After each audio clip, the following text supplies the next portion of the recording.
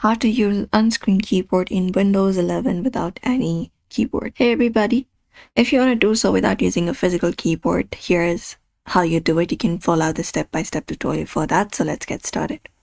First of all, access your settings and go over and go to your settings application. So once we open up settings, we can go to accessibility. And within accessibility, look out for the keyboard option. Open it up and turn on this option called on-screen keyboard. You can turn this toggle option here by using your mouse instead of your keyboard, and that will a virtual keyboard will appear on your screen. You can click letters using mouse or touch. This is one of the methods. Apart from that, we can use command prompt. Press Windows plus R and there type in OSK, hit enter, and an on-screen keyboard will open up directly. You can just go over and use this one as well.